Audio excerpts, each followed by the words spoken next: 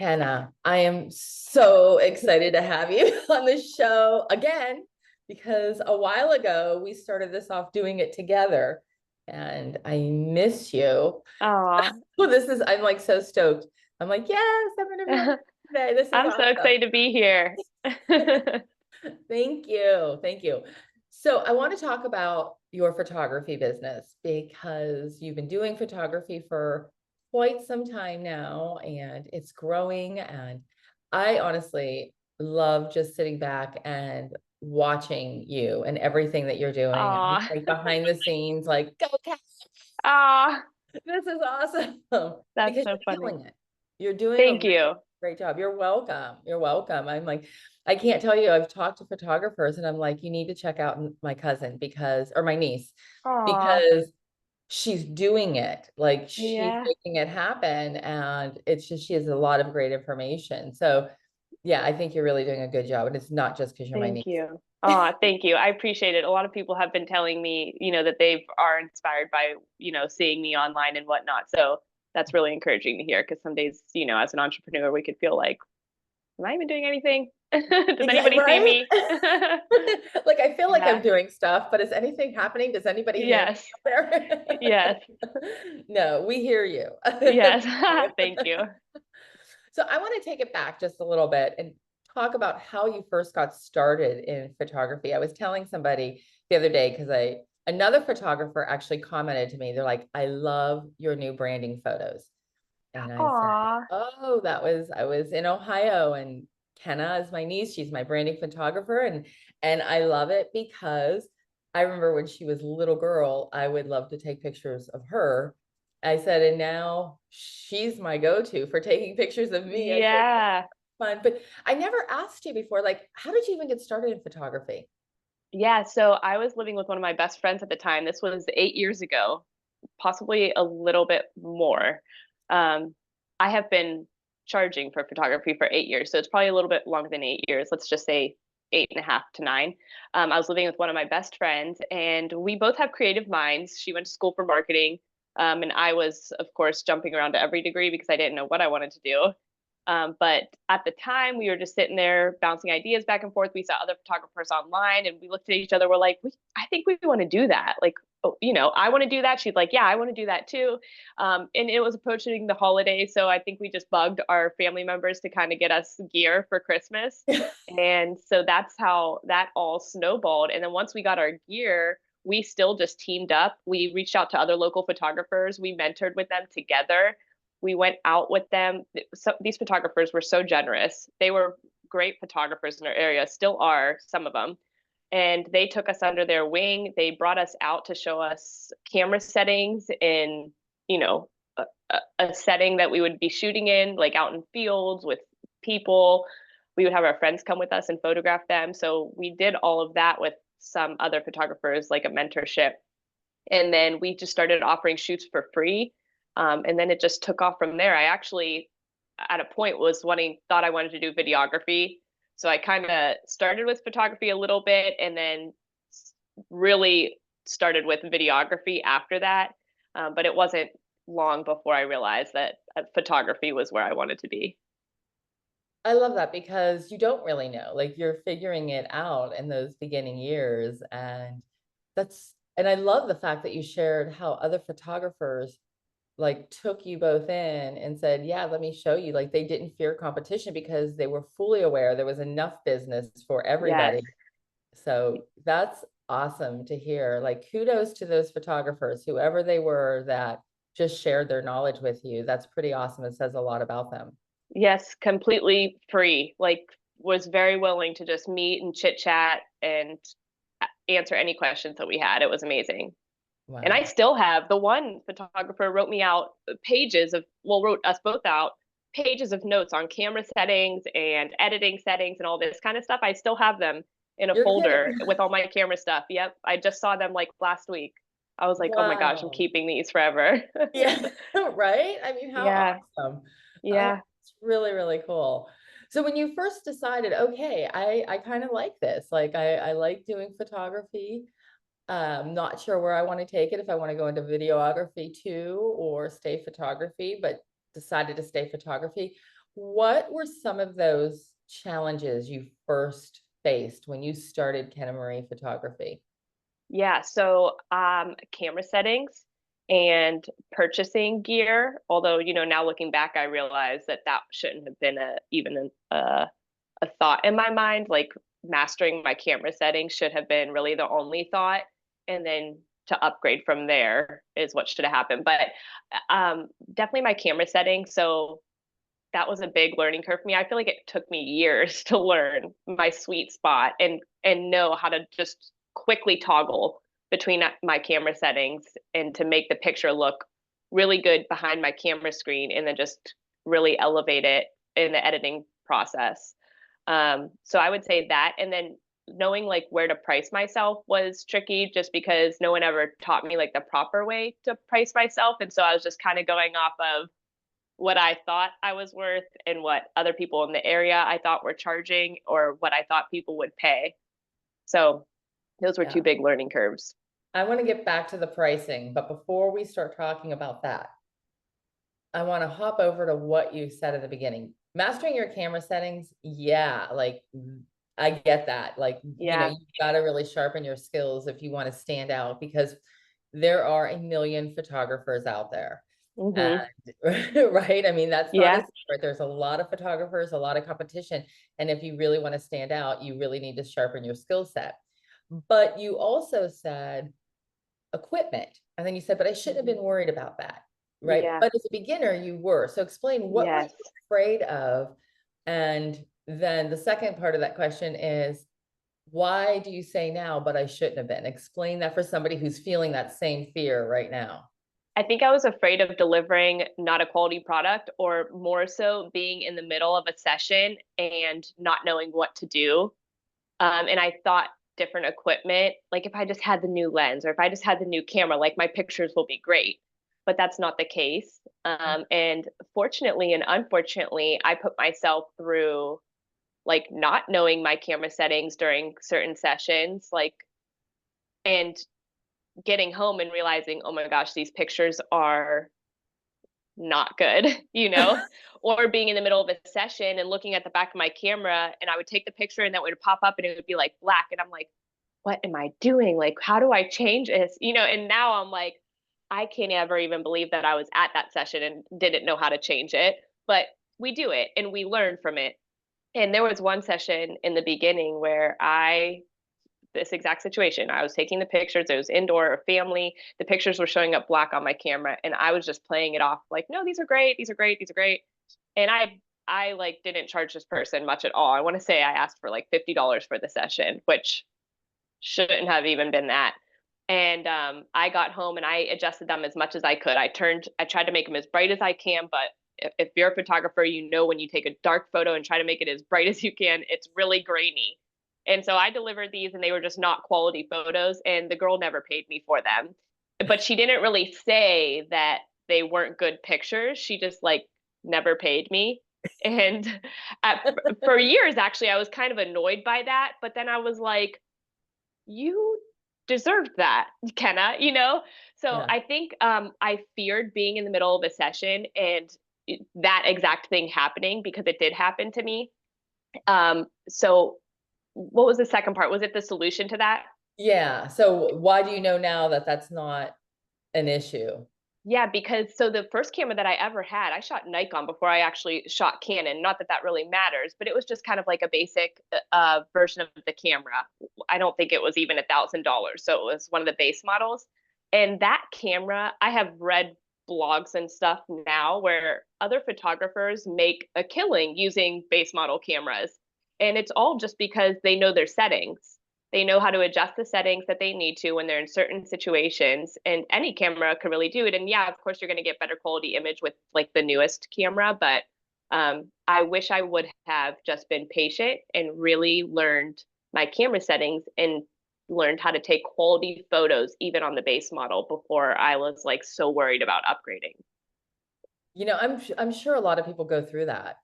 I feel like it's like can relate to any profession. Right, because I even know, with website design and Yeah. podcasting, right? It's like, oh, I need to upgrade this, I need to get that. And then you see somebody else using something you're like, oh, I need that too, right? Yes. And I can see where it does. It fits into every industry.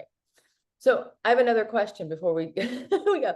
When Yeah. you took those photos and they were black and you tried to edit them and she didn't pay you and you were kind of frustrated for that, but then you realized, well, Kenna, like, Hmm. come on now, it really wasn't quality and she shouldn't have paid you for it. Yeah. Looking back, if that would happen today, or if that would happen, like say to another new photographer, right? That's Hmm. going through it, what advice would you tell them? How would you tell them to handle that? That's a great question, and I wish I would have been vulnerable enough to like open up to what I did, so someone else could tell me, Kenna, like get real. But I would just say, this is a learning opportunity. You don't have to like upset yourself for it. Just do what you can to make it right and move on and learn from it. So I would say, try to, before you even offer them another shoot, which we'll get there, but try to understand like what you did wrong. Why did those pictures come out black? And what are you going to do next time so they don't come out black when you're in that same lighting situation? Right. Um, because a lot of us photographers like bring our cameras outside and it's a beautiful day and we're like, wow, this picture looks great. And then when we get inside to like yellow lighting and dimmer, it's not great and we just don't know how to fix it. That's what happened to me. And so I would say learn what you did wrong, know how you're going to fix it for the next shoot, and then reach out to the customer and just be honest. Like my parents have always ingrained in me, like just to be honest and it will work out for you. But just say, I'm learning. I know what I did wrong. I would love to offer you guys a reshoot. I would do it for free without a doubt. And unfortunately, sometimes that is hard to do, especially if you're struggling for money. But if this is a serious profession that you want to get into and build a good clientele and good word of mouth, then that's just what you have to do. I think that's great advice because, you know, I think about times when I purchased something, not photography, but just anything. I purchased something from Mhm. somebody, a service, Yeah. and it wasn't delivered as expected. And I'll always give the person another chance that was honest, that owned it and said, Yeah. hey, listen, this is what happened. And then because I get it, because I'm human, I make mistakes too. I'm far from perfect. But if they can humble themselves enough to say, this wasn't what it should be, it's not what I Yeah. expected, not what you expected, then I will always give that person another chance. But if there's somebody I've worked with, which has happened a lot, and the services isn't delivered and they make excuses, Hmm.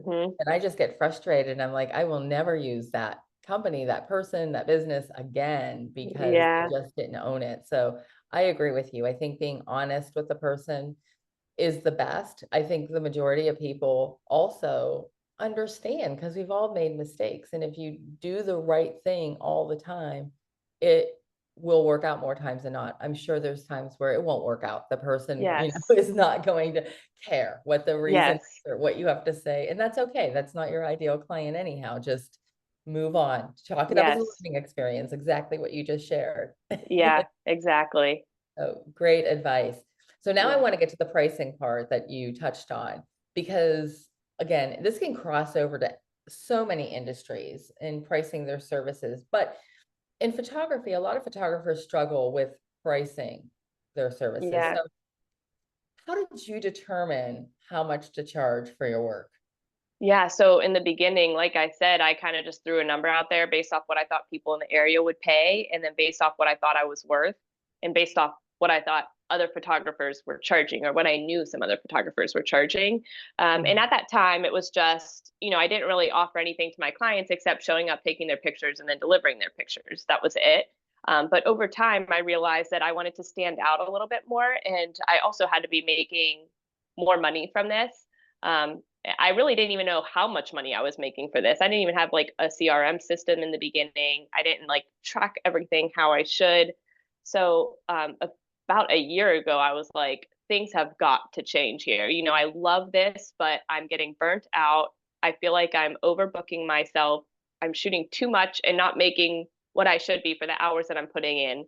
I was delivering like a ton of images for even my mini sessions that were 15 minutes. I would deliver like over 80 images, which is just absurd. Um, and if you're doing that, it's fine. Some people do it, I guess, but for me, it wasn't working because I knew the quality of everything was just going down. My quality of life, my quality of love for the business, my quality of images, my client experience, everything. And so I joined an education community. And the first thing they asked me, because of course I asked about pricing, like, how did you guys start pricing yourself this much? And the first thing they asked me is, well, did you do your cost of doing business? And I was like, no. And so I went on Google. I was like, what is cost of doing business? I had no idea. Thank God for Google. After 7 years, yeah, thank God for Google. After 7 years, so I do because I didn't want to sound stupid in the group. So what is cost of doing business? I looked it up. All these different like templates come up. These definitions come up. And I was like, oh my gosh, this sounds like a headache. And so I was like, I have to do it though, because I really have no idea. So I took one day and I sat down and I went through all my expenses. And if you don't know cost of doing business, I don't know the proper definition, but it's basically taking all of your business expenses that you spend on your business and then figuring out what you are charging for this, what you need to be charging for this session, basically to just break even. And then from there, you could figure out what salary you actually want to be making and then add that onto your session pricing in the photography world. And so I sat down one day, I put in all my business expenses, and at the time I was charging $350, and it spit out a number to me, and it's like $650 is what I had to be charging. I was like, what? Like, no way. No way are people going to pay. What did you say? What were you charging at that time when you did this? I was charging $350 for a ton of images that I would deliver.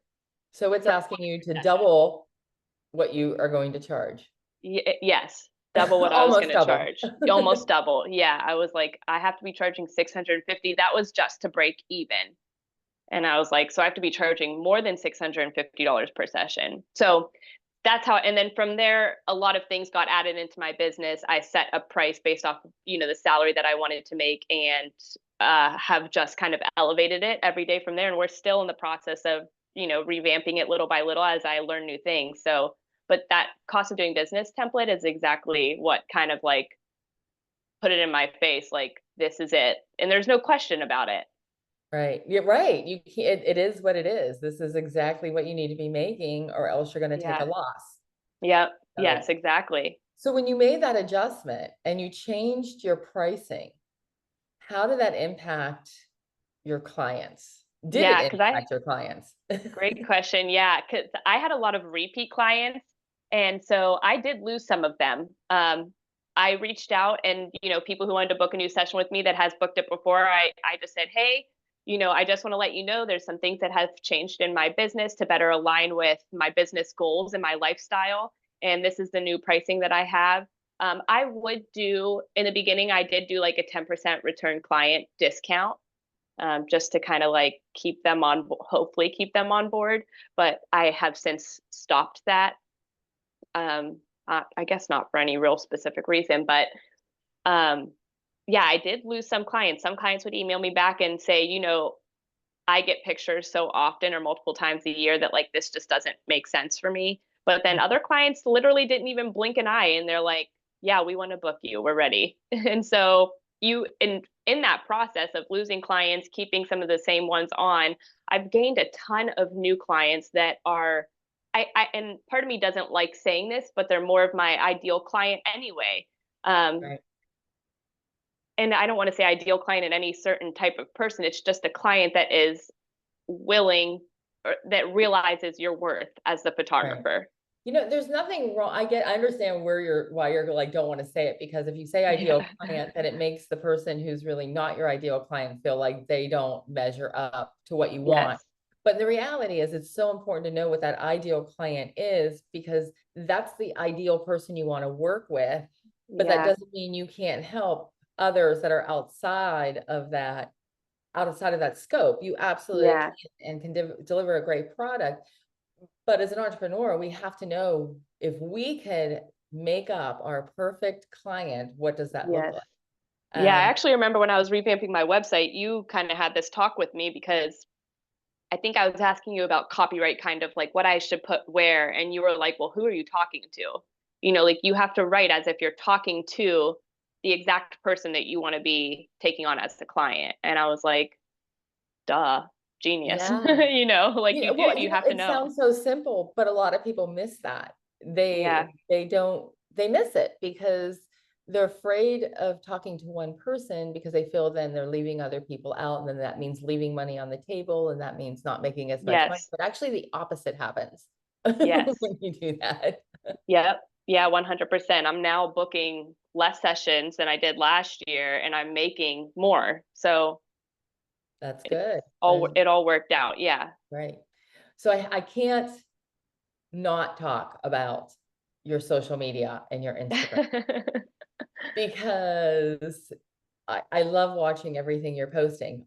Now, you've always used social media, but you're using a little bit different Yeah. right now. Yeah.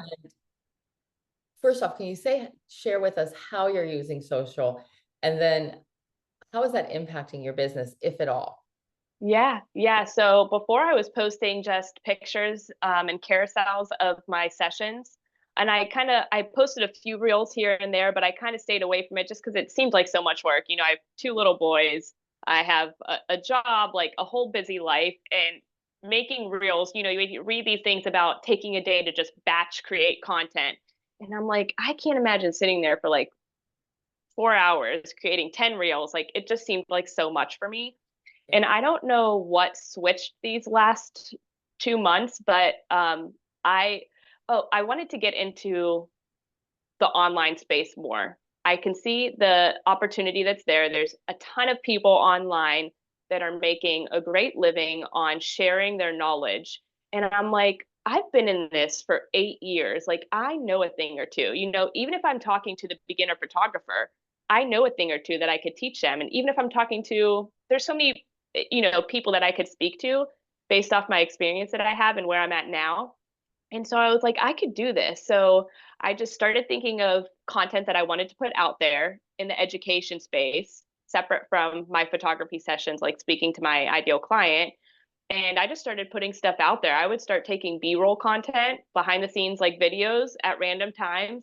I got a tripod for my phone and I would just set it up sometimes, whether I was playing with the boys, whether I was editing a gallery or doing a, virtual client meeting. I would just video myself constantly. And then at night laying in bed, I would just put together these reels.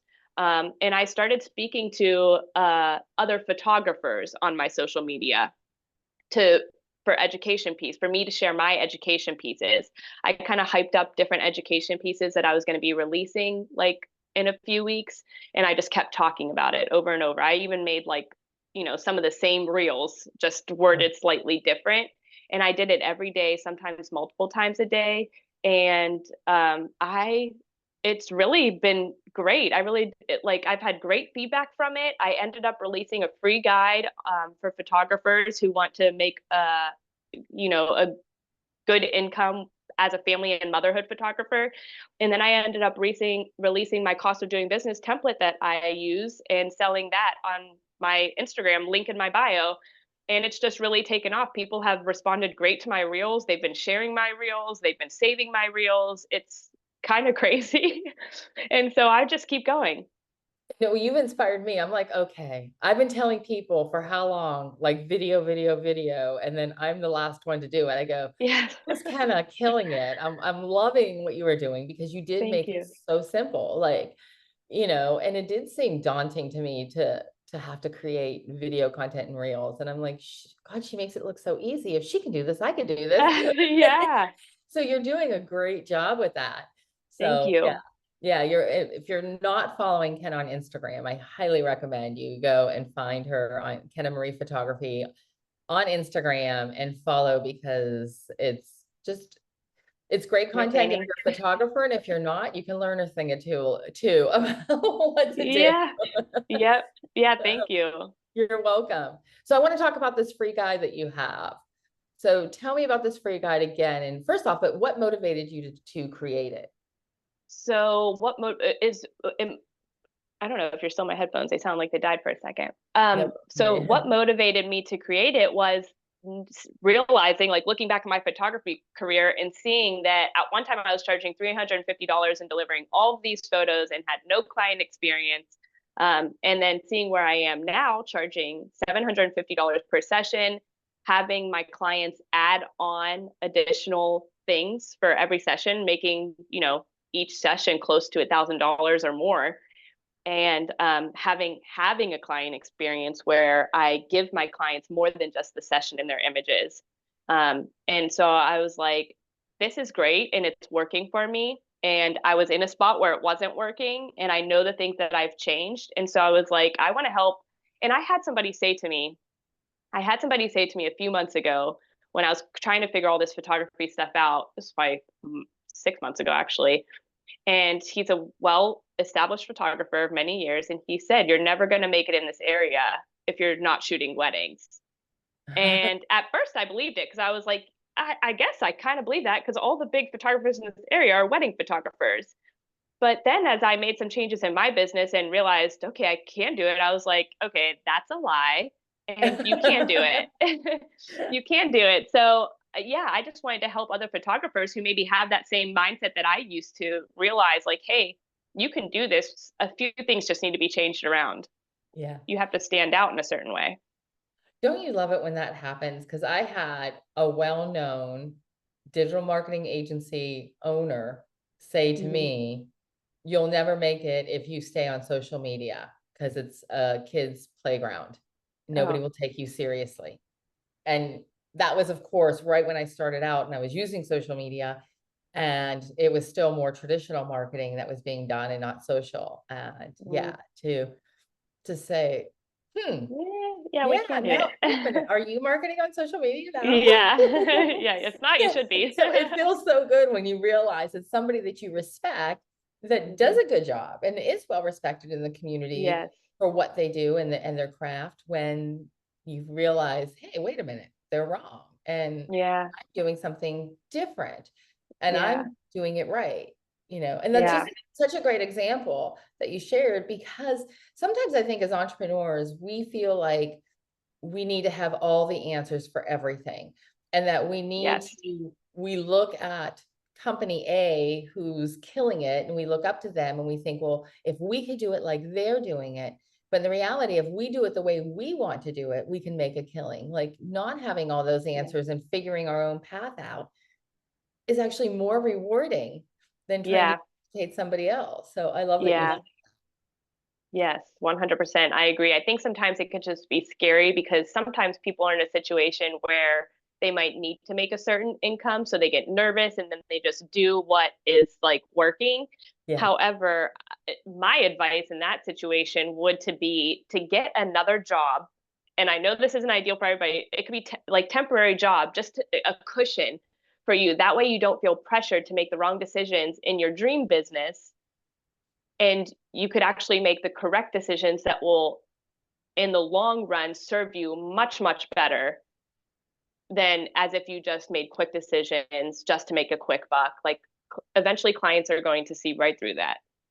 Yeah, I'm so glad you shared that too, because it's true. When I work with entrepreneurs, the ones that go into panic mode because they feel like they need to be making number of dollars, Mm-hmm. by month 3 or month 6, and they're not seeing it, they automatically, it's like they're grabbing on every client, and it just, you feel it as the client. You hear it in their social media and their content, you feel it, Mm-hmm. and Yes. it feels pressured and not authentic, where when you have, and it lacks confidence, Mm-hmm. right? So when you have that time, if you, like what you said, if you get another job, some sort of a cushion, and you can take your time and do it right, there's also that level of confidence that comes across too, because you're not Yes. pressuring, or you don't feel the pressure.